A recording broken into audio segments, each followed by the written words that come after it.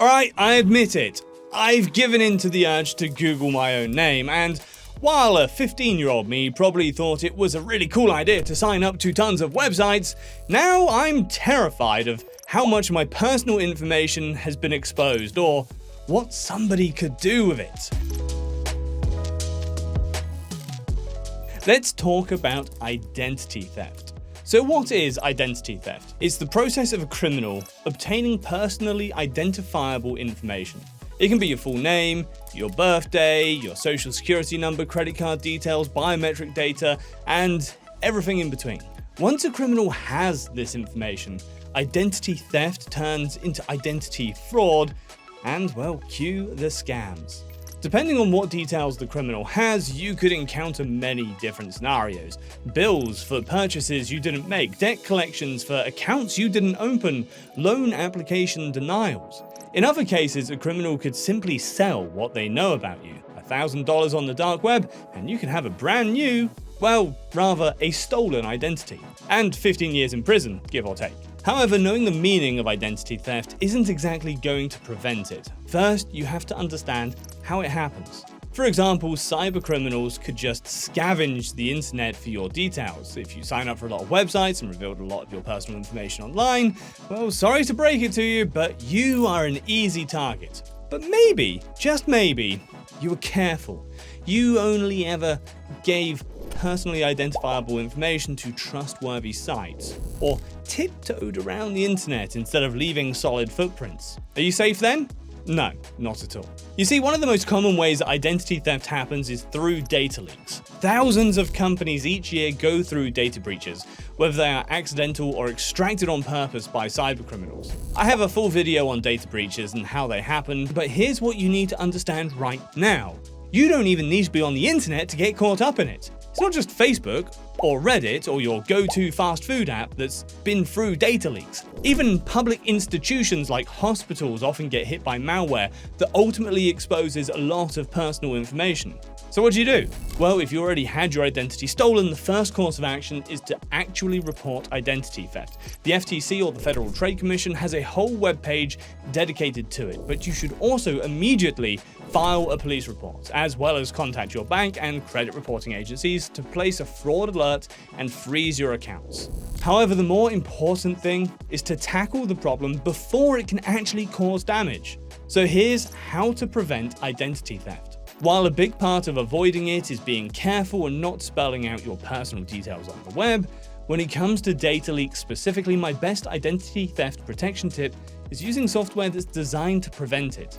The title already spoiled it, but what I did after discovering tons of my own personal information online was trying out Incogni by Surfshark.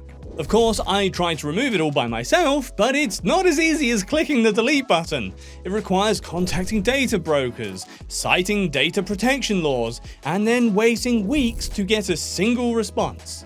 I wasn't going to spend months on this, so I got Incogni to do it all for me. Basically, their agents search the internet for your private data and use privacy laws to force data brokers to remove your info. What I especially liked is that Surfshark Incogni agents don't just say, "Hey, trust me bro, we'll totally remove your data," but they mark the request as completed only after receiving confirmation that the data is actually gone. To sign up, you need to create an account using your email address and then fill out an authorization form, as well as some personal information so they'd know what to look out for.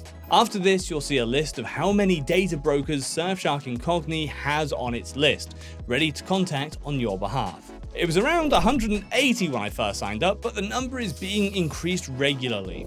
From there, you'll see a dashboard of how many requests Incogni agents have already sent, how many of them they're completed, and if you need to take any further actions. There's this detailed information tab as well to check info about specific data brokers and what kind of data they might have. It's more there for if you're curious. Now, keep in mind that once you have a subscription, it's not like they clear out your data and then forget about you entirely.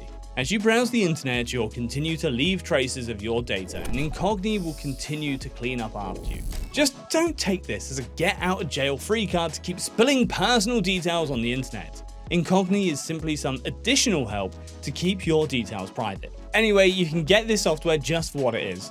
In terms of pricing, it's much cheaper than other identity protection tools that I've tested. However, you can also get Incogni by Surfshark by subscribing to their One Plus plan, which is what I have. Oh, and I was able to get a discount as well, which I left in the description, so feel free to use it if you're thinking of getting any of the Surfshark tools. But there's a reason why I recommend the One subscription specifically. That's because there are quite a few additional identity theft protection features in there. Most notably, there's the Surfshark Alert feature, which notifies me about data breaches that have my details in it. Plus, I've actually been using their alternative ID tool a lot. It's a mock-up online identity with its own email. I often use it for signing up to random websites instead of putting in my own real details, and it has been a lifesaver, especially since I'm constantly testing tons of different tools and websites. Moreover, the bundle plan covers all the cybersecurity bases. There's a powerful VPN for online protection and an antivirus to safeguard your PC from malware. Anyway, I understand that it's hard to keep track of where you put your personal data, especially since we use the internet for absolutely everything these days. But identity fraud happens roughly every 22 seconds across the world, and you can't risk relying on your own judgment. So, my main advice, clean up your information before anyone can get to it. And while you're at it, subscribe for more tips and cool IT topics. Thanks for watching, have a good one.